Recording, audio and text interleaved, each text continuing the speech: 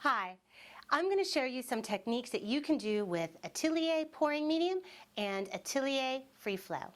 Now, you can do acrylic pouring techniques with some of our other paints, such as Atelier Interactive or Chroma's Joe Sonya's Artist Colors, but they are a little bit more heavy-bodied and the consistency isn't quite the same. Using a paint like Atelier Free Flow with its flowing consistency is perfect for pouring techniques when mixed with Atelier pouring medium. Let me show you. What I have here in this plastic cup already is some Atelier pouring medium. And the reason I like the Atelier pouring medium with this plastic cup is because I can see what I'm going to do. So I've poured some medium already into my plastic cup. Now I'm going to take some Atelier Free Flow here, and I'm going to pour about the same amount into my cup. If you want to add a little water, you can. Acrylic pouring is all about experimentation, and that's what makes it so much fun. Another good reason to use these plastic cups, the kind that you can see through, is that you can actually see how much you've been mixing into your paint. So you can see when it is thoroughly mixed up, and that's important. You want to make sure that your paint is all mixed. And I can look around on the sides a little bit more.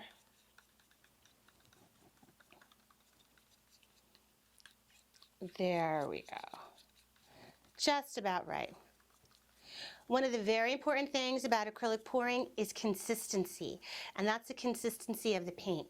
You kind of want it to be a mix between almost like a soft yogurt and like a honey or a heavy cream. So if I pour it and it comes out kind of slowly with these runs, that would be a good consistency. Again, as you experiment, if you find it a little bit too thick, you could use a little pipette just to add a little, or straw, just to add a little bit of water to the mix. Lots of artists who experiment with pouring will tell you about different additives that they like to add to the paint. Chroma knows that pouring techniques are very experimental, and we would love for artists to experiment, but additions such as Floetrol or silicone oil, they're really off a little bit to the side, and none of those methods have really been proven to be archival in the long run. So we just want to encourage artists to start with our pouring medium, maybe add a little bit of water to it, to the mix, to thin it if you need to, because that's methods that we know to be tried and true. The jury is still out on adding some of those additives, so if that's what you choose to do, just know that you are in experimental territory. So here's a clean pour.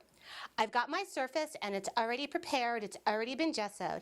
I am pouring into a box lid because pouring can be a little bit messy. Actually, it's usually very messy, but it's a lot of fun.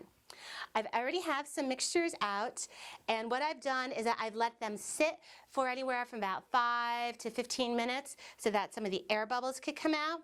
That's going to be something you're going to want to do. And now I'm just going to pour.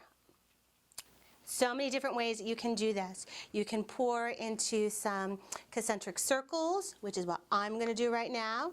You can pour into some ribbons. You can pour in different patterns. Every little way is going to be just a little bit different.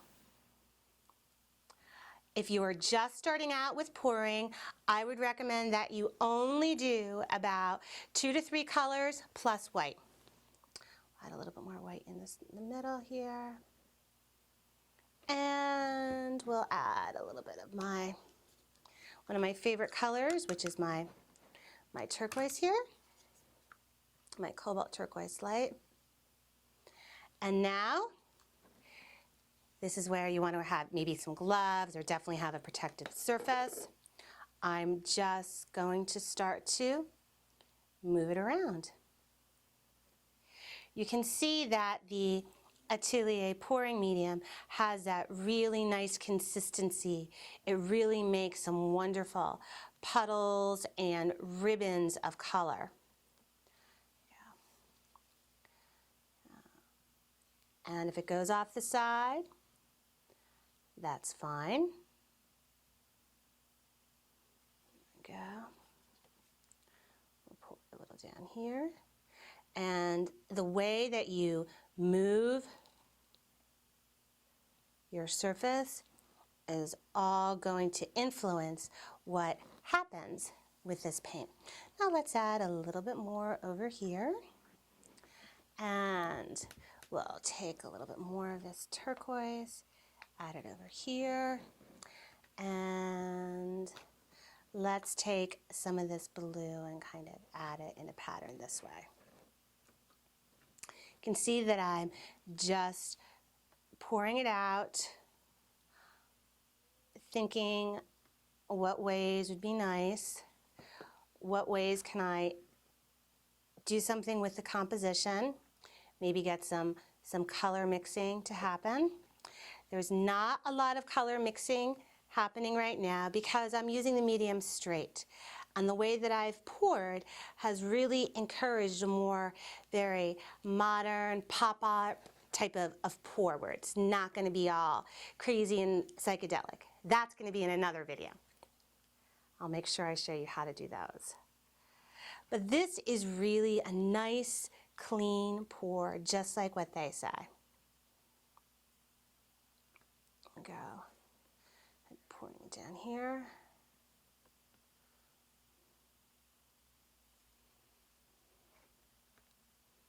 Now I kind of like this cerulean blue in the middle here. Oops, get my cups here so I can support it. I like that dark blue. So what I'm going to do is I'm just going to add a little bit more in some other sections, just to make it more like an action painting.